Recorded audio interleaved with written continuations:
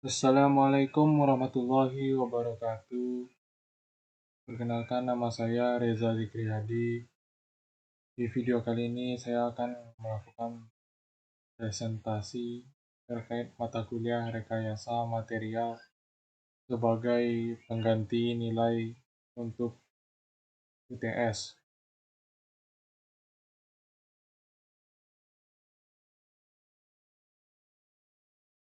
Topik yang akan dibahas yaitu hubungan antara desain, material, dan proses. Terdapat hubungan mendalam antara desain, material, dan proses dalam pengembangan sebuah produk.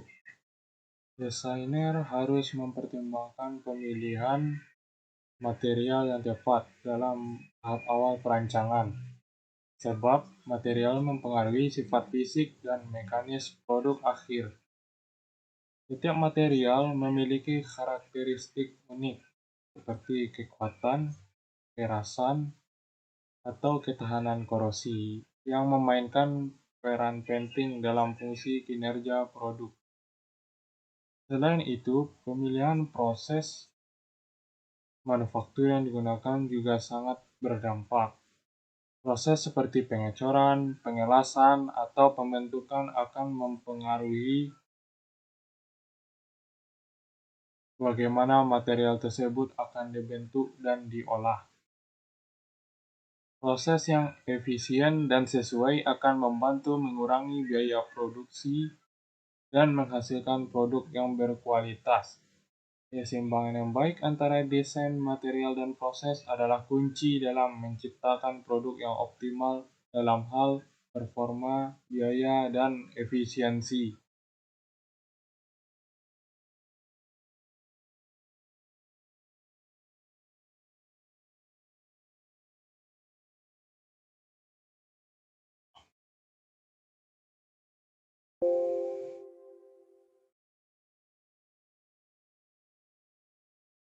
Hubungan antara desain, material, dan proses dapat kita lihat dalam bagian gambar ini, yaitu yang desain meliputi fungsi produknya, kondisi operasi, atau kondisi di mana suatu produk itu digunakan. Kemudian material ini meliputi bagaimana sifatnya, ketersediaannya, serta biaya yang dibutuhkan untuk memperolehnya. Kemudian untuk proses meliputi pemilihan alat. Pemilihan alat ini alat yang digunakan untuk membuat produk tersebut, seperti mesin bubut atau mesin press misalnya. Kemudian pengaruh proses pada sifat material ini, serta juga biayanya. Hingga dapat kita lihat bahwa pertimbangan biaya ini erat kaitannya dengan hubungan antara desain, material, dan proses.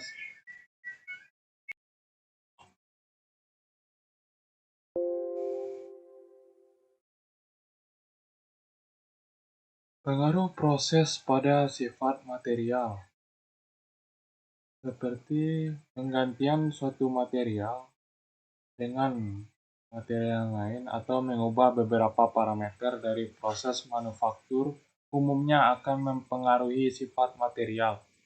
Beberapa parameter dalam proses manufaktur yang dapat mempengaruhi sifat material meliputi suhu. Mengubah suhu selama proses manufaktur seperti pemanasan atau pendinginan dapat mempengaruhi struktur kristal dan sifat termal material. Selanjutnya, waktu. Lamanya waktu atau tingkat kecepatan dalam proses seperti laju pendinginan dapat berdampak pada sifat material. Misalnya, perlakuan panas yang lebih lama bisa mengubah struktur material. Selanjutnya yaitu tekanan. Penerapan tekanan tertentu dalam proses manufaktur seperti pengecoran atau pemadatan dapat mempengaruhi kepadatan dan kekerasan serta kekuatan material. Berikutnya yaitu kelembaban. Kandungan kelembaban selama proses dapat mempengaruhi reaksi kimia atau perubahan dimensi pada material. Berikutnya kecepatan pemrosesan. Kecepatan atau laju pengolahan seperti kecepatan pemotongan dalam permesinan dapat mempengaruhi permukaan akhir dan integritas material. Selanjutnya yaitu komposisi kimia. Dengan mengubah komposisi material seperti campuran logam dalam paduan dapat mengubah sifat material. Yang ketujuh, proses penciptaan material. Proses kimia seperti pelapisan atau deposisi lapisan tipis dapat mengubah sifat permukaan material. Dan yang terakhir, deformasi mekanik. Seperti proses pemukulan, pembentukan, atau penggilingan dapat mengubah sifat material melalui deformasi plastis.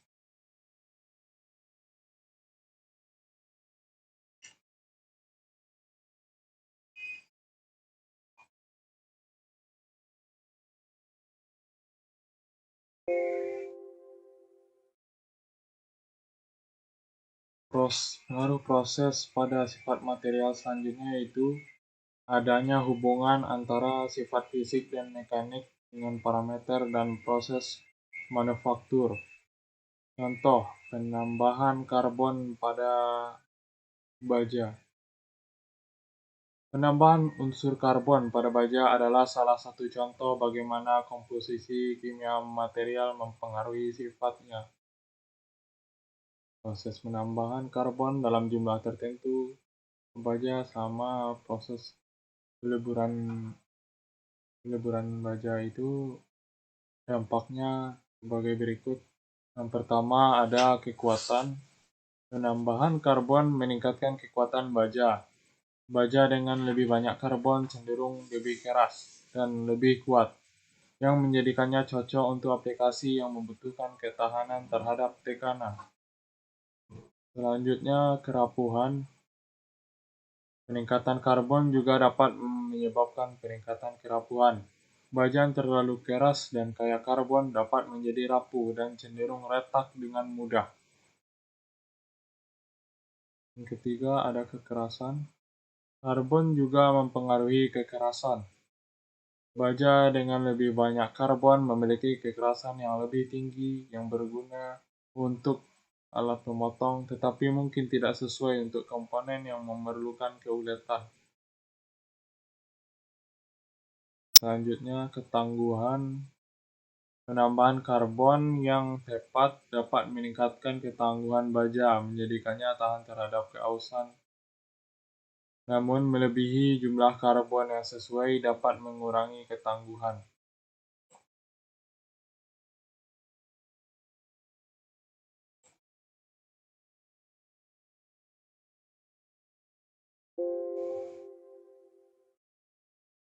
Selanjutnya yaitu pertimbangan penampilan dan biaya. Produk yang didesain dengan baik harus menarik bagi pelanggan. Gaya, warna, dan material mempengaruhi penampilan sebuah produk. Pertimbangan biaya dapat dilakukan dengan yang pertama yaitu menghitung biaya awal dan biaya tambahan. Biaya awal ini mencakup material, manufaktur, tenaga kerja, serta administrasi, dengan biaya tambahannya seperti instalasi, perawatan, bunga, investasi, dan biaya penggantian. Berikutnya yaitu pertimbangan daur ulang. Daur ulang ini dapat berupa pertimbangan untuk menggunakan material yang didaur ulang, atau lebih tepatnya daur ulang logam dan paduan dari komponen usang mengkonversi bahan baku dan energi yang diperlukan untuk mengekstraksi logam dan biji. Selanjutnya itu pengurangan scrap. Pengurangan scrap ini contohnya yaitu komponen yang awalnya diproduksi dengan pemrosesan dan batang aluminium dapat didesain ulang dan diproduksi dengan proses ekstrusi impact sehingga terjadi pengurangan scrap, penghematan energi, dan mungkin menurunkan harga komponen. Proses ekstrusi impact adalah proses di mana logam dibentuk dengan cara penekanan berkecepatan tinggi melalui rongga cetakan. Tekanan yang digunakan sangatlah besar. Dan selanjutnya yaitu outsourcing atau pengadaan luar. Pengadaan luar ini ialah bagaimana jika suatu part tidak diproduksi secara internal melainkan dibeli dari produsen luar untuk menghemat biaya produksi tanpa harus membuat proses manufakturnya sendiri. Selanjutnya yaitu automatically, di mana manufakturnya melibatkan manusia atau dengan full mesin menggunakan robot. Dan yang terakhir yaitu pemilihan lokasi pabrik. Memilih lokasi pabrik yang paling efisien dari segi biaya, tenaga kerja, transportasi, dan lainnya.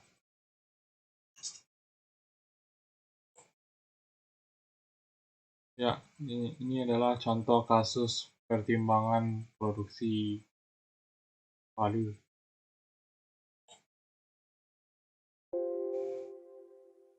Yang pertama yaitu pertimbangan desain. Fungsi palu. Desain palu harus mempertimbangkan fungsi utamanya, yaitu untuk memukul dan memaku. Desain kepala palu harus memastikan transfer energi yang efisien dari palu ke benda yang dipukul. Selain itu juga, kondisi operasi palu ini membutuhkan ketahanan terhadap tekanan. Di samping itu juga, pegangan palu harus didesain untuk kenyamanan pengguna dengan ukuran yang sesuai, grip yang baik, dan pengurangan getaran yang mungkin timbul selama penggunaan.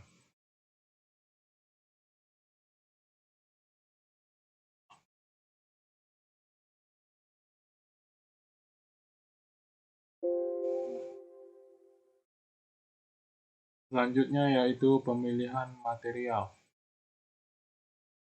Kepala palu. Untuk kepala palu biasanya terbuat dari baja. Jenis baja yang dapat digunakan adalah baja karbon dan baja martensitik. Kedua jenis baja ini memiliki karakteristik yang dapat membuat mereka cocok untuk kepala palu, tergantung pada aplikasi yang diinginkan. Pemilihan yang lebih baik antara keduanya tergantung pada sejumlah faktor seperti kebutuhan akan kekuatan, kekerasan, dan ketangguhan. Baja martensitik. Kekuatan dan kekerasannya tinggi, membuatnya cocok untuk palu yang membutuhkan tahanan aus dan kekuatan tambahan. Kemudian pengerasan baja martensitik atau hardeningnya. Baja martensitik ini sering mengalami proses pengerasan yang membuatnya sangat keras. Ini berguna untuk pemukulan yang kuat dan tahan terhadap keausan. Berikutnya yaitu kerapuhan. Baja martensitik bisa cenderung lebih rapuh dibandingkan dengan baja karbon, sehingga rentan terhadap retakan dan patah. Untuk baja karbon,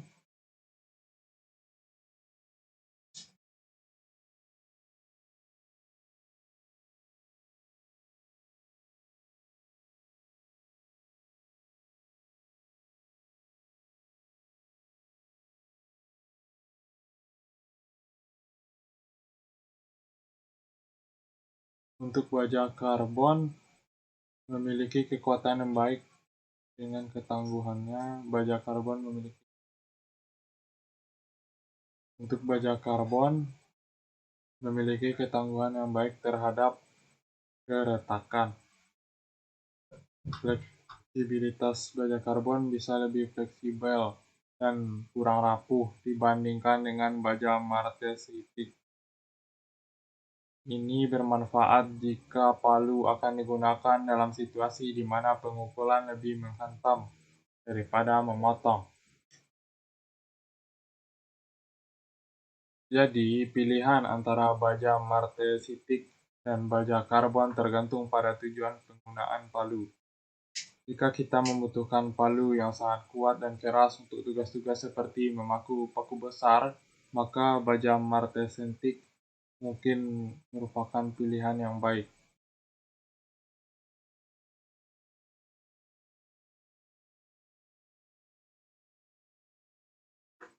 Untuk baja karbon memiliki ketangguhan yang baik terhadap keretakan. Fleksibilitas baja karbon bisa lebih fleksibel dan kurang rapuh dibandingkan dengan baja martensitik. Ini bermanfaat jika palu akan digunakan dalam proses di mana pemukulan lebih menghantam daripada memotong. Kemudian baja karbon ini lebih murah dibandingkan dengan baja martensitik karena dalam prosesnya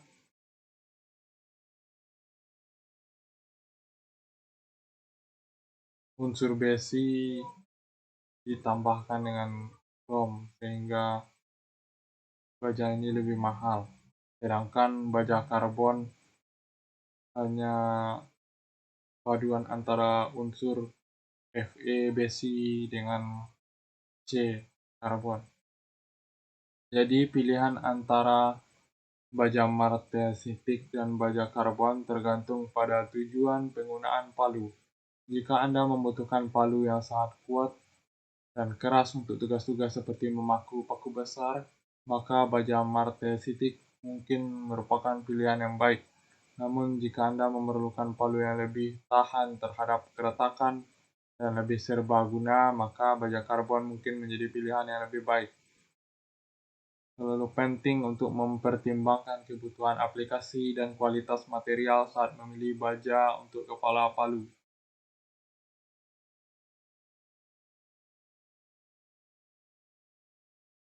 Selanjutnya, pemilihan material untuk pegangan palu. Material seperti kayu atau fiberglass digunakan untuk pegangan palu.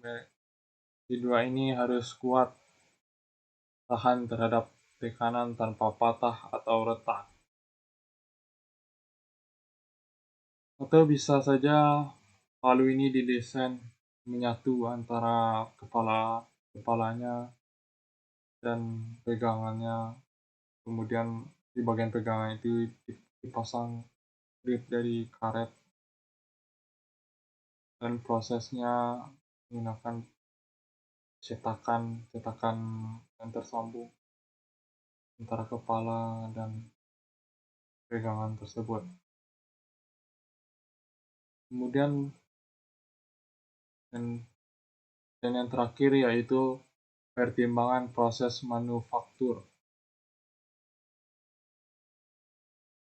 Yang pertama ada pengecoran kepala. Pengecoran kepala ini digunakan untuk mencetak kepala palu dari baja cair ke dalam cetakan yang sesuai. Dalam proses ini, logam cair, biasanya baja dilelehkan dan kemudian dicetak dalam cetakan kepala palu yang sesuai. Pengecoran memungkinkan untuk menciptakan kepala palu dengan bentuk yang lebih kompleks dan lebih detail yang rumit.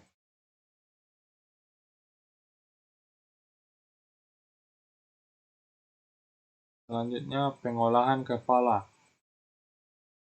Setelah pengecoran, kepala palu mungkin perlu diproses lebih lanjut dengan permesinan atau penggilingan milling dengan mesin mesin press untuk mencapai bentuk akhir yang diinginkan. Selanjutnya itu pemasangan pegangan. Pegangan palu harus dipasang secara aman pada kepala palu. Ini bisa dengan menambahkan lem atau penjepit yang kuat. Dan yang terakhir yaitu tempering. Baja kepala palu mungkin perlu dipanaskan dan didinginkan kembali untuk mengubah sifatnya. Ini mempengaruhi kekerasan dan ketangguhan material. Semua aspek ini harus dipertimbangkan dengan cermat dalam manufaktur palu.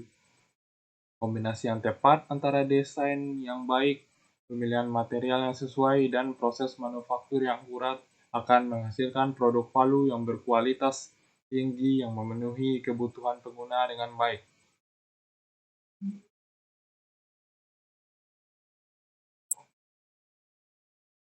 Sekian presentasi saya pada video kali ini. Apabila ada salah kata dan kurangnya, saya mohon maaf. Wabillahi taufik walhidayah. Assalamualaikum warahmatullahi wabarakatuh.